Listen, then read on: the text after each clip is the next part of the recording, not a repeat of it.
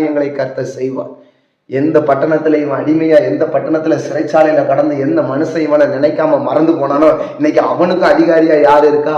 யோசேப்பு இருக்கான். ஹல்லேலூயா. பானபாத்திரக்காரன் இனி யாருக்கு பானத்தை ஊத்தி கொடுக்கணும்? யோசேப்புக்கு ஊத்தி கொடுக்கணும்.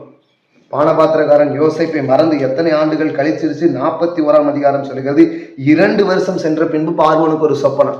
பானபாத்திரக்காரன் ரிலீஸ் ஆகி போய் 2 ஆண்டுகள் கழித்து தான் யாருக்கு மறுபடியும் சொப்பனம் வருது? பார்வோன். ஒரு 2 வருஷமா ஒருத்தன் என்ன பண்ணிட்டான்? பானபாத்திரக்காரன் யோசேப்பை மறந்து போய் விட்டான். யோசேப்பு செய்த உதவிகளை மறந்து போய் விட்டான்.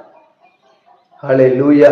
இன்றைக்கு நீங்கள் எத்தனை பேர் நான் செய்த உதவியை இவர்கள் எனக்கு மறந்துட்டாங்க, அது 2 வருஷமோ 5 வருஷமோ 10 வருஷமோ, நீங்கள் செய்த உதவிகளை மனிதர் மறந்தாலும் கர்த்தர் ஒருபோதும் உங்களை மறப்பதில்லை.